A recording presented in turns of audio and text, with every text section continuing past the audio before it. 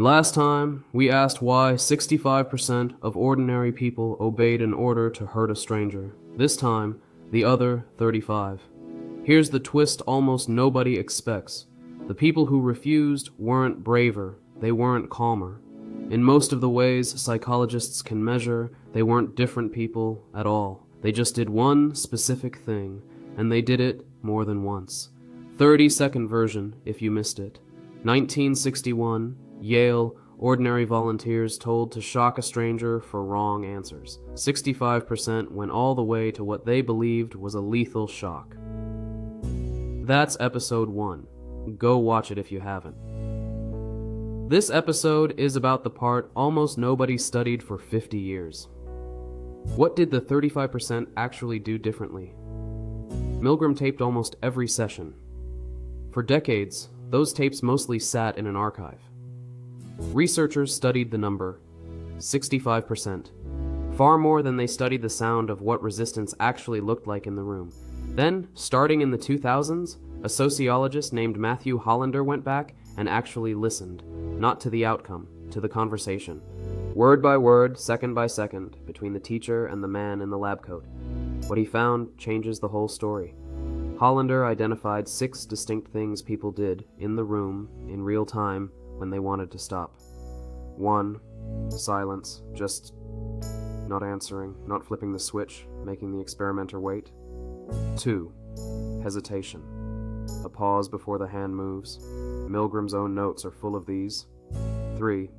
Groaning and sighing, audibly performing how hard this was, without yet refusing outright. 4. Nervous laughter, which sounds like the wrong reaction, but Hollander reads it as a release valve for people caught between 2 things they don't want to do: hurt a stranger, or defy a man in a lab coat. 5. Talking directly to the learner, not the experimenter, checking on him, apologizing to him, treating the person being hurt as a person, not a variable in someone else's study. 6. The big one, the stop try, an actual sentence. I can't do this anymore.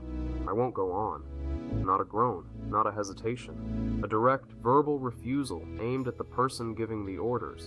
Here's what should change how you think about that 65%. All 6 of these behaviors, the silence, the hesitation, the groaning, the laughter, even talking to the learner, showed up in both groups. People who went all the way to 450 volts did almost everything the resistors did. Almost. The one number that actually splits the 2 groups apart. The stop try, the plain, verbal, out loud, I won't do this. 98% of the people who ultimately refused used it. Among the people who obeyed all the way to the end, fewer than 20% ever said it at all. Read that again. It's not that obedient people felt nothing. It's not that they lacked the instinct to resist. They had the same discomfort, the same hesitation, the same groaning under their breath. They just never turned it into a sentence, or they said it once, quietly, and let the experimenter talk them out of it. Resistance in this data isn't a feeling, it's an action, specifically a repeated, escalating spoken one. Milgram didn't just run one version of this study, he ran over a dozen. Remember the details from episode 1? Move the experiment to a rundown office building with no Yale name on the door. Obedience drops to 47.5%. Have the experimenter give orders by phone instead of standing in the room. It drops to 20.5%. Make the teacher physically hold the learner's hand onto the shock plate, 30%. But there's one variation that outperforms all of them, and it has nothing to do with authority, distance, or setting.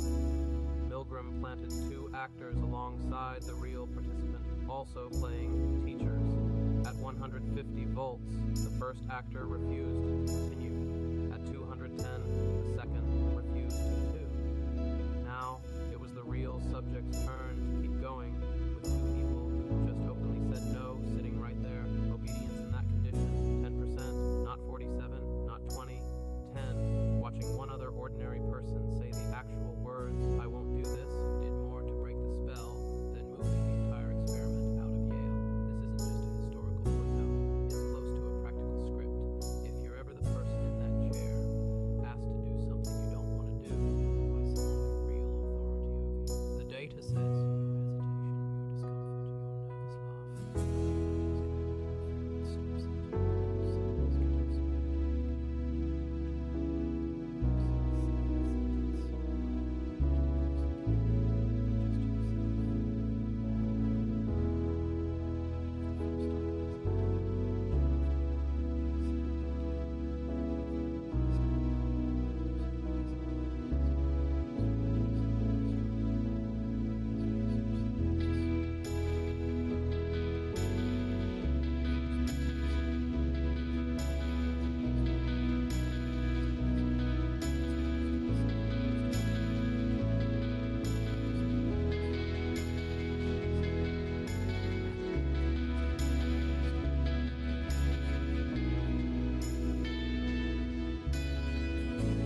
Here's what this follow-up means. Asking that question in your head isn't enough. Milgram's own tapes prove it. Plenty of people ask themselves exactly that. You can hear it in their hesitation, their sighing, their nervous laughing.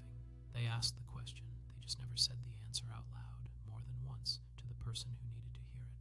65% obeyed, but of the 35 who didn't, almost every single one of them at some point said the actual